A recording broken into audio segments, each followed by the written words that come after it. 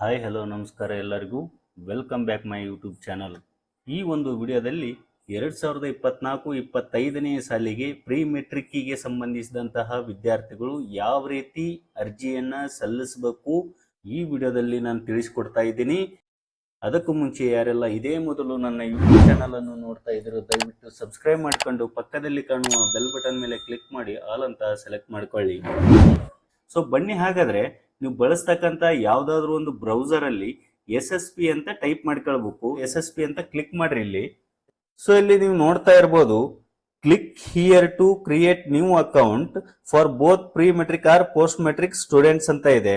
So ಇಲ್ಲಿ ನೀವು pre matric ಆದ್ರೂ ಅಕೌಂಟ್ ಅನ್ನು ಕ್ರಿಯೇಟ್ ಮಾಡ್ಕೊಳ್ಬಹುದು ಮತ್ತು ಪೋಸ್ಟ್ ಮೆಟ್ರಿಕ್ ಆದ್ರೂ ಅಕೌಂಟ್ ಅನ್ನ ಕ್ರಿಯೇಟ್ ಮಾಡ್ಕೊಳ್ಬಹುದು. ಸೊ ಈ ವರ್ಷದಿಂದ ಏನ್ ಮಾಡಿದ್ದಾರೆ ಅಂದ್ರೆ ಪ್ರೀ ಮೆಟ್ರಿಕ್ ಮತ್ತು ಪೋಸ್ಟ್ ಮೆಟ್ರಿಕ್ಗೆ ಎರಡಕ್ಕೂ ಕೂಡ ಒಂದೇ ಲಿಂಕ್ ಮೇಲೆ ಅರ್ಜಿ ಸಲ್ಲಿಸಲಿಕ್ಕೆ ಕೊಟ್ಟಿದ್ದಾರೆ. ಸೊ ನಾವಿಲ್ಲಿ ಕ್ರಿಯೇಟ್ ಅನ್ನ ಒಂದೇ ಲಿಂಕ್ ಮೇಲೆ ಮಾಡ್ಕೊಳ್ಬಹುದು.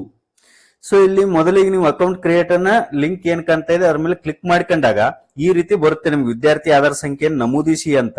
ಸೊ ಇಲ್ಲಿ ವಿದ್ಯಾರ್ಥಿಗೆ ಸಂಬಂಧಿಸಿದಂತಹ 12 ಸಂಖ್ಯೆಯ ನಂಬರ್ ಅನ್ನು ಇಲ್ಲಿ ಎಂಟ್ರಿ ಮಾಡಿ ಕೆಳಗೆ ಕ್ಲಿಕ್ ಟು ಪ್ರೊಸೀಡ್ ಅಂತ ಕಾಣ್ತಾ ಇದೆಯಲ್ಲ ಅದರ ಮೇಲೆ ನೀವು ಇಲ್ಲಿ ಕ್ಲಿಕ್ ಮಾಡ್ಕೊಳ್ಬೇಕು.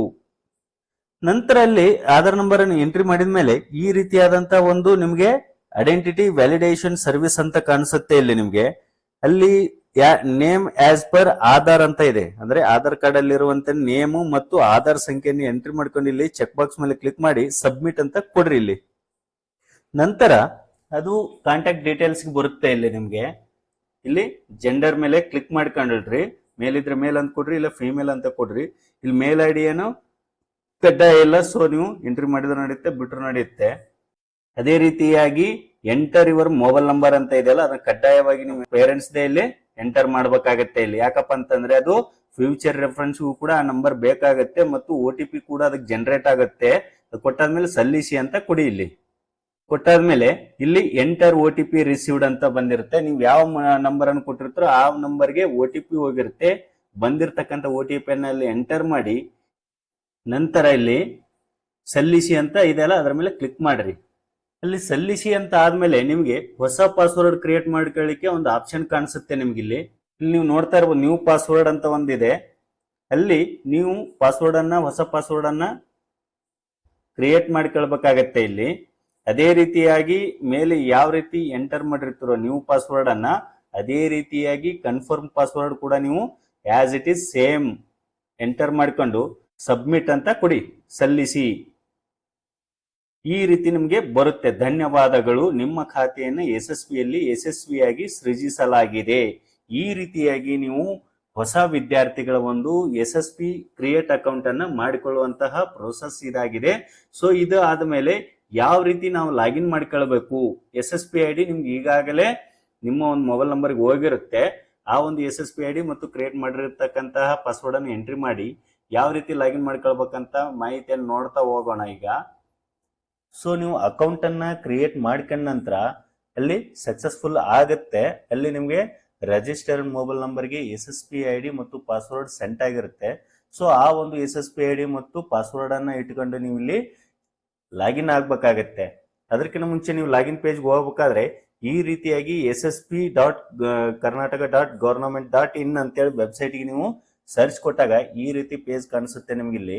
ಇಲ್ಲಿ ಕೆಳಗೆ ಏನು ಕಾಣಿಸ್ತಾ ಇದೆ, click here to login to SSP student account to apply for pre matric scholarship for financial year 2024-25 ಅಂತ ಏನ್ ಕಾಣ್ತಾ ಇದೆ ಅದರ ಮೇಲೆ ನೀವು ಇಲ್ಲಿ ಕ್ಲಿಕ್ ಮಾಡ್ಕೊಳ್ರಿ. ಇಲ್ಲಿ ಮಾಡ್ಕೊಂಡ ನಂತರ ನಿಮ್ಗೆ ಇಲ್ಲಿ ಸ್ಟೂಡೆಂಟ್ ಲಾಗಿನ್ ಅಂತ ಬರುತ್ತೆ, ಲಾಗಿನ್ ಇನ್ ಬರುತ್ತೆ. ಇಲ್ಲಿ ಸ್ಟೂಡೆಂಟ್ ಲಾಗಿನ್ ಅಲ್ಲಿ ನಿಮ್ಮ ಒಂದು ಮೊಬೈಲ್ ನಂಬರ್ಗೆ ಬಂದಿರತಕ್ಕಂತಹ SSP ID ಅನ್ನ ಇಲ್ಲಿ ಎಂಟರ್ ಮಾಡ್ಕೊಳ್ಬೇಕು.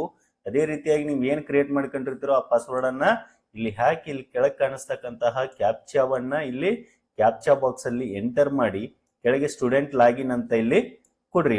ಇಲ್ಲಿ ನಮ್ಗೆ ಕಾಣಿಸುತ್ತೆ ಇಲ್ಲಿ ಏನಪ್ಪಾ ಅಂದ್ರೆ apply for pre matric scholarship ಅಂತ ಇಲ್ಲಿ ಬರ್ತಾ ಇದೆ. ಸೊ ಇಲ್ಲಿ ಏನ್ ಬರ್ತಾ ಇದೆ ಅಂದ್ರೆ SSP ಪೋಸ್ಟ್ ಮೆಟ್ರಿಕ್ ಅಂತ ಬರ್ತಾ ಇದೆ. ಇದನ್ನು ಕೂಡ ನಾನು ವಿಚಾರಿಸಿದಾಗ ಅದು ಟೆಕ್ನಿಕಲಿ ಎರರ್ ಇಂದ ಆ ತರ ಬರ್ತಾ ಇದೆ. ಬಟ್ ನೀವು ssp.karnataka.government.in ವೆಬ್ಸೈಟ್ಗೆ ಹೋಗಿ ಲಾಗಿನ್ ಆಗಿ ಪ್ರೀ ಮೆಟ್ರಿಕ್ ಅನ್ನು ಸೆಲೆಕ್ಟ್ ಮಾಡ್ಕೊಂಡು ನೀವು ಅಪ್ಲೈ ಮಾಡಿ, ತೊಂದರೆ ಇಲ್ಲ ಅಂತ ಹೇಳಿದ್ದಾರೆ. ಸೊ ಹಾಗಾಗಿ ನಾನು ಕೂಡ ಅದೇ ವೆಬ್ಸೈಟ್ ಅಲ್ಲಿ ಲಾಗಿನ್ ಆಗ್ತಾ ಇದ್ದೀನಿ. ಸೊ ಇಲ್ಲಿ ನೀವು ಮೊದಲಿಗೆ ಲಾಗಿನ್ ಆದ್ಮೇಲೆ ಈ KYC ಅನ್ನು ನೀವು ಇಲ್ಲಿ ಕಂಪ್ಲೀಟ್ ಮಾಡ್ಕೊಳ್ಬೇಕಾಗತ್ತೆ. ಇಲ್ಲಿ ಈ KYC ಅನ್ನು ಕಂಪ್ಲೀಟ್ ಮಾಡದೆ ಯಾರು ಅರ್ಜಿಯನ್ನ ಸಲ್ಲಿಸಬೇಡಿ. ಸೊ ಹಾಗಾಗಿ ಇಲ್ಲಿ ಕಾಣಿಸ್ತಕ್ಕಂಥ ಈ KYC ಮೇಲೆ ನೀವು ಇಲ್ಲಿ ಕ್ಲಿಕ್ ಮಾಡ್ಕೊಳ್ರಿ. ನಾನು ಈಗಾಗಲೇ ಇದನ್ನ ಈ KYC ಡೇಟಾವನ್ನ ನಾನು ಫಿಲ್ ಮಾಡಿರುವ ಕಾರಣ ಇಲ್ಲಿ ಆಧಾರ್ ಅಲ್ಲಿ ಇರುವಂತಹ ಒಂದು ಫೋಟೋಗ್ರಾಫ್ ಇಲ್ಲಿ ನಮ್ಗೆ ಕಾಣಿಸುತ್ತೆ. ನೀವು ಕೂಡ ಆಧಾರ್ ನಂಬರ್ ಅದನ್ನ ಹಾಕಿ OTP ಅನ್ನು ಹಾಕಿದ ನಂತರ ಈ ರೀತಿ ನಿಮ್ಗೆ ಒಂದು ಫೋಟೋಗ್ರಾಫ್ ಬರುತ್ತೆ, ಕೆಳಗೊಂದು ಚೆಕ್ ಬಾಕ್ಸ್ ಬರುತ್ತೆ. ನಂತರ ನೀವು ಸೇವ್ ಅಂತ ಕೊಟ್ರೆ ಈ ರೀತಿ ನಿಮ್ದು ಈ KYC ಸಕ್ಸಸ್ಫುಲಿ ಆಗುತ್ತೆ. ಸೊ ಈ KYC ಅನ್ನ ಮಾಡ್ಕೊಂಡ ನಂತರ ಇಲ್ಲಿ ಕಾಣಿಸ್ತಕ್ಕಂತಹ apply for pre matric scholarship ಅಂತ ಏನ್ ಕಾಣಿಸ್ತಾ ಇದೆ ಅದರ ಮೇಲೆ ಇಲ್ಲಿ ನೀವು ಕ್ಲಿಕ್ ಮಾಡ್ಕೊಂಡು ಅರ್ಜಿಯನ್ನ ಸಲ್ಲಿಸಬೇಕಾಗತ್ತೆ. ಸೊ ಈ ಲಿಂಕ್ ಮೇಲೆ ಇಲ್ಲಿ ಕ್ಲಿಕ್ ಮಾಡ್ರಿ. ಅದೇ ಆನ್ಲೈನ್ ಅರ್ಜಿ ಸಲ್ಲಿಸಬೇಕಾದ್ರೆ 3 ಸ್ಟೆಪ್ಗಳು ನಮ್ಗೆ ಕಾಣಿಸ್ತವೆ. ಸ್ಟೆಪ್ 1, ಸ್ಟೆಪ್ 2, ಸ್ಟೆಪ್ 3 ಅಂತ ಇಲ್ಲಿ ಕಾಣಿಸ್ತಾ ಇದೆ. ಸೊ ಮೊದಲಿಗೆ ನಾವು ಒಂದೊಂದು ಸ್ಟೆಪ್ ಅನ್ನ ನಾವು ಇಲ್ಲಿ ಫಿಲ್ ಮಾಡ್ಕೊಳ್ಬೇಕಾಗತ್ತೆ. ಇಲ್ಲಿ ಏನ್ ಅಪ್ಲೈ ಸ್ಟೆಪ್ 1 ಕೆಳಗೆ ಸ್ಟಡಿ ಕಾಸ್ಟ್ ಪರ್ಸನಲ್ ಡೀಟೇಲ್ಸ್ ಅಂತ ಏನ್ ಕಾಣಿಸ್ತಾ ಇದೆ, ಇಲ್ಲಿ ಅಪ್ಲೈ ಅಂತ ಕಾಣ್ತಿದೆ ಅಲ್ಲ, ಇದು ರೆಡ್ ಬಟನ್. ನೀವು ಈ ಸ್ಟೆಪ್ ಅನ್ನ ಕಂಪ್ಲೀಟ್ ಮಾಡಿದ ಮೇಲೆ ಅದು ಗ್ರೀನ್ ಆಗಿ ಆಗುತ್ತೆ. ಸೊ ಅಲ್ಲಿವರೆಗೂ ಕೂಡ ಅದು ಮುಂದೆ 2ನೇ ಸ್ಟೆಪ್ಗೆ ಹೋಗೋದಿಲ್ಲ. ಸೊ ಫಸ್ಟ್ ಸ್ಟೆಪ್ ಅನ್ನ ನಾವಿಲ್ಲಿ ಕ್ಲಿಕ್ ಮಾಡ್ಕೊಳ್ಳೋಣ. ಇಲ್ಲಿ ಮಾಡ್ಕೊಂಡ ನಂತರ ಈ ರೀತಿ ಬರ್ತಿದೆ, ಇದು application will get rejected if any details submitted by you is found wrong or incorrect. ಯಾವ್ದಾದ್ರು ತಪ್ಪಾದ ಮಾಹಿತಿಗಳನ್ನ ತುಂಬಿದಲ್ಲಿ ಅಥವಾ ಸರಿಯಲ್ಲದ ಒಂದು ಮಾಹಿತಿಯನ್ನು ಕೊಟ್ಟಿದ್ದಲ್ಲಿ ಅರ್ಜಿ ತಿರಸ್ಕೃತ ಆಗ್ಬೋದು ಅಂತ ಅವರು ಹೇಳಿದ್ದಾರೆ ಸ್ಪಷ್ಟವಾಗಿ. ಸೊ ಆ ರೀತಿ ಮಾಡ್ಕೊಳ್ಬಿಡ್ರಿ. ಇಲ್ಲಿ ಬಂದಿರತಕ್ಕಂತಹ ಏನ್ SATS ಅಕಾಡೆಮಿಕ್ ಡೀಟೇಲ್ಸ್ ಅಂತ ಇದೆ. ಸೊ ಇಲ್ಲಿ ಎಂಟರ್ ದ SATS ನಂಬರ್ ಅಂದ್ರೆ 9 ಸಂಖ್ಯೆಯ ಒಂದು SATS ನಂಬರ್ ಅನ್ನ, ಮಗುವಿನ SATS ನಂಬರ್ ಅನ್ನ ಎಂಟರ್ ಮಾಡ್ಬೇಕಾಗತ್ತೆ.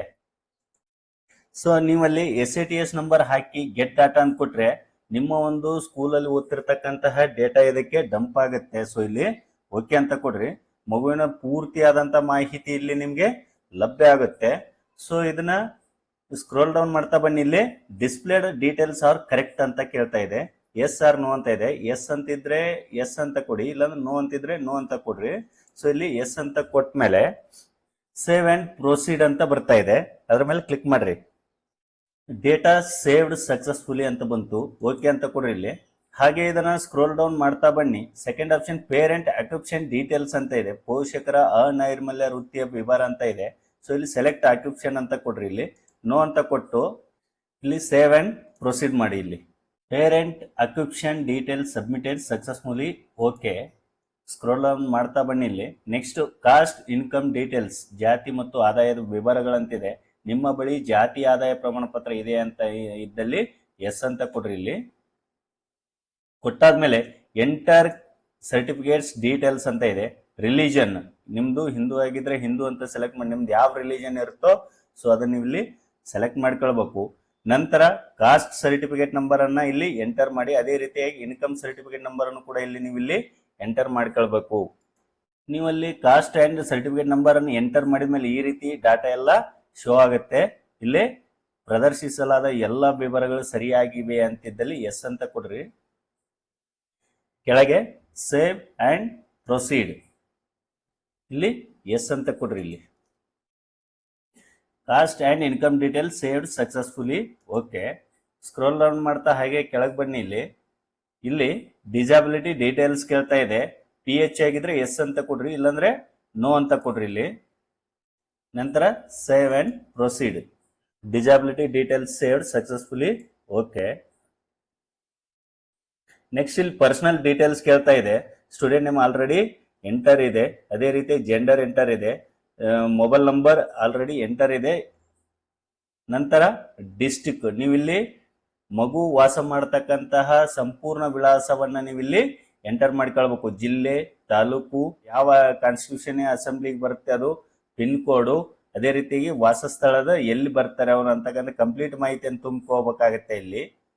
ಸೊ ಇಷ್ಟಾದ್ಮೇಲೆ ನೀವು ಕರ್ನಾಟಕ ರಾಜ್ಯದ ನಿವಾಸಿ ಇದ್ದಲ್ಲಿ ಎಸ್ ಅಂತ ಕೊಡ್ರಿ. ಇಲ್ಲಿ ಅದೇ ರೀತಿಯಾಗಿ ಪ್ರದರ್ಶಿಸಲಾದ ಎಲ್ಲ ವಿವರಗಳು ಸರಿಯಾಗಿವೆ, ಎಸ್ ಅಂತ ಕೊಟ್ಟು ಕೆಳಗೆ ಸೇವ್ ಅಂಡ್ ಪ್ರೊಸೀಡ್ ಮಾಡಿ.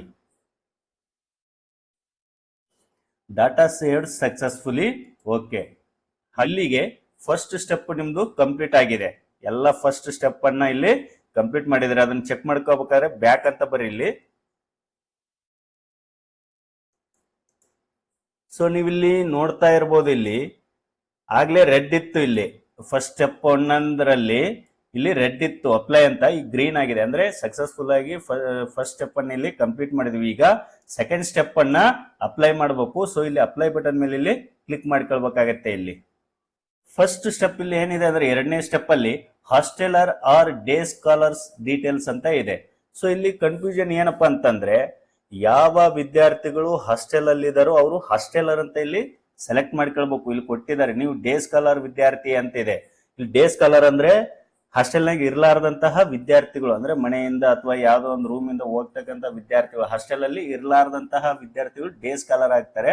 ಹಾಸ್ಟೆಲ್ ಅಲ್ಲಿ ಇದ್ದು ಓದ್ತಕ್ಕಂತ ವಿದ್ಯಾರ್ಥಿಗಳು ಹಾಸ್ಟೆಲರ್ ಅಂತ ಇಲ್ಲಿ ಸೆಲೆಕ್ಟ್ ಮಾಡ್ಕೊಳ್ಬೇಕು. ಹಾಸ್ಟೆಲ್ ಡೀಟೇಲ್ಸ್ ಅಂತ ಏನ್ ಕಾಣ್ತಾ ಇದೆ, are you a day scholar ಅಂತಿದ್ದಲ್ಲಿ ಎಸ್ ಅಂತ ಕೊಡ್ರಿ. ಇಲ್ಲಿ ನಂತರ save detail saved successfully. Okay, next ಎರಡನೇ ಸ್ಟೆಪ್ ಕೂಡ ಇಲ್ಲಿ ಕಂಪ್ಲೀಟ್ ಆಗುತ್ತೆ. ನೆಕ್ಸ್ಟ್ ಅಂತ ಇಲ್ಲಿ ಕಾಣ್ತಾ ಇದೆ ಅಲ್ಲ ಗ್ರೀನ್ ಬಟನ್, ಅದರ ಮೇಲೆ ಇಲ್ಲಿ ಕ್ಲಿಕ್ ಮಾಡ್ಕೊಳ್ಬೇಕು. ಸೊ ಇದು ಮೂರನೇ ಸ್ಟೆಪ್ ಏನಪ್ಪಾ ಅಂದ್ರೆ ಫೈನಲ್ ಸಬ್ಮಿಟ್ ಅಂತ ಇದೆ. State scholarship portal pre matric ಅಂತ ಬರ್ತಾ ಇದೆ ಇಲ್ಲಿ.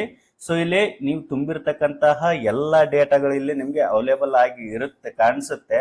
ಸೊ ಇದನ್ನ ನೀವು ಒಂದು ಟೈಮ್ ಚೆಕ್ ಮಾಡ್ಕೊಳ್ಬೇಕು. ಏನಾದರೂ ತಪ್ಪುಗಳಿದ್ದಲ್ಲಿ ಇಲ್ಲಿ ನೀವು ಏನಾದರೂ ತಪ್ಪಾದ ಮಾಹಿತಿಯನ್ನು ತುಂಬಿದ್ರೆ ಇಲ್ಲಿ ನೀವು ಎಡಿಟ್ ಕೂಡ ಮಾಡ್ಕೊಳ್ಬಹುದು. ಸಬ್ಮಿಟ್ ಮಾಡೋಕ್ಕಿಂತ ಮುಂಚೆನೆ ನೀವು ಎಡಿಟ್ ಕೂಡ ಇಲ್ಲಿ ಮಾಡ್ಕೊಳ್ಬಹುದು. ಸೊ ಇಲ್ಲಿ ಸರಿಯಾಗಿರುವ ಕಾರಣ ಇಲ್ಲಿ ಕೆಳಗೆ ಡಿಕ್ಲರೇಷನ್ಗೆ ಚೆಕ್ ಬಾಕ್ಸ್ ಮೇಲೆ ಕ್ಲಿಕ್ ಮಾಡಿ ಕೆಳಗೆ ಸಬ್ಮಿಟ್ ಅಂತ ಕಾಣ್ತಾ ಇದೆಯಲ್ಲ ಅದರ ಮೇಲೆ ನೀವು ಇಲ್ಲಿ ಸಬ್ಮಿಟ್ ಕೊಡ್ಬೇಕಾಗತ್ತೆ ಇಲ್ಲಿ. ಸೊ ಇಲ್ಲಿ ಏನಾಯ್ತಪ್ಪ ಅಂದ್ರೆ your scholarship application submitted successfully and please print acknowledgement for your future reference. ಅಂದ್ರೆ ನಿಮ್ಮ ಒಂದು ಅರ್ಜಿ ಯಶಸ್ವಿಯಾಗಿ ಅಪ್ಲೈ ಆಗಿದೆ, ಇದರ ಒಂದು ಅಕ್ನಾಲಜ್ಮೆಂಟ್ ಅನ್ನ ಮುಂದಿನ ಒಂದು ರೆಫರೆನ್ಸ್ ಗಾಗಿ ನೀವು ಅಕ್ನಾಲಜ್ಮೆಂಟ್ ಪ್ರಿಂಟ್ ಅನ್ನು ತೆಗೆದುಕೊಡ್ರಿ ಅಂತ ಹೇಳ್ತಾ ಇದೆ. ಸೊ ಓಕೆ ಅಂತ ಕೊಡ್ರಿ. ಇಲ್ಲಿ ಪ್ರಿಂಟ್ ಅನ್ನ ಇಲ್ಲಿ ಪ್ರಿಂಟ್ ಅಕ್ನಾಲಜ್ಮೆಂಟ್ ಅಂತ ಏನ್ ಕಾಣ್ತಾ ಇದೆ ಥರ್ಡ್ ಆಪ್ಷನ್, ಅದರ ಮೇಲೆ ಇಲ್ಲಿ ಕ್ಲಿಕ್ ಮಾಡ್ಕೊಳ್ಬೇಕು ಇಲ್ಲಿ. ಸೊ ಮಾಡ್ಕೊಂಡ ನಂತರ ಇಲ್ಲಿ ಪ್ರಿಂಟ್ ಅಕ್ನಾಲಜ್ಮೆಂಟ್ ನಮ್ಗೆ ಕಾಣಿಸುತ್ತೆ ಸ್ಟೇಟ್ ಪೋರ್ಟಲ್ ಅಕ್ನಾಲಜ್ಮೆಂಟ್ 2024-25 ಅಂತ. ಸೊ ಇಲ್ಲಿ ಸ್ಟೂಡೆಂಟ್ ನ ಒಂದು ಅಕ್ನಾಲಜ್ಮೆಂಟ್ ನಮ್ಗೆ ಕಾಣಿಸುತ್ತೆ, ಕೆಳಗೆ ಪ್ರಿಂಟ್ ಅಂತ ಆಪ್ಷನ್ ಕಾಣಿಸ್ತಾ ಇದೆ. ಸೊ ನಿಮ್ಮಲ್ಲಿ ಪ್ರಿಂಟರ್ ಇದ್ರೆ ಇದನ್ನ ಪ್ರಿಂಟ್ ಅಂತ ತೆಗೆದುಕೊಳ್ಬಹುದು. ಒಂದ್ ವೇಳೆ ಇರ್ಲಿಲ್ಲ ಅಂದ್ರೆ ನೀವು PDF ಕೂಡ ನೀವು ಮೊಬೈಲ್ ಅಲ್ಲೇ ಸೇವ್ ಮಾಡಿ ಇಟ್ಕೊಳ್ಬಹುದಾಗಿದೆ. ಈ ರೀತಿಯಾಗಿ ನೀವು 2024-25ನೇ ಸಾಲಿಗೆ ಪ್ರೀ ಮೆಟ್ರಿಕ್ ಸ್ಕಾಲರ್ಶಿಪ್ ಅರ್ಜಿಯನ್ನ ಟೆಕ್ನಿಕಲಿ ಎರರ್ ಇದ್ರೂ ಕೂಡ ನೀವು ಸ್ಟೇಟ್ ಲೆವೆಲ್ ಒಂದು ಟೆಕ್ನಿಕಲಿ ಡಿಪಾರ್ಟ್ಮೆಂಟ್ ಜೊತೆಗೆ ಮಾತಾಡಿಕೊಂಡು ನಿಮ್ಮ ಮಕ್ಕಳ ಒಂದು ಅರ್ಜಿಯನ್ನ ಈಸಿಯಾಗಿ ಅರ್ಜಿಯನ್ನ ಸಲ್ಲಿಸಬಹುದಾಗಿದೆ. ಸೊ ಈ ಒಂದು ವಿಡಿಯೋ ನಿಮ್ಗೆ ಇಷ್ಟ ಆಗಿದ್ರೆ ದಯವಿಟ್ಟು ಲೈಕ್ ಮಾಡಿ, ಶೇರ್ ಮಾಡಿ, ಹಾಗೆ ಸಬ್ಸ್ಕ್ರೈಬ್ ಮಾಡಿ ಅಂತ ಹೇಳ್ತಾ ಎಲ್ಲರಿಗೂ ವಂದನೆಗಳು.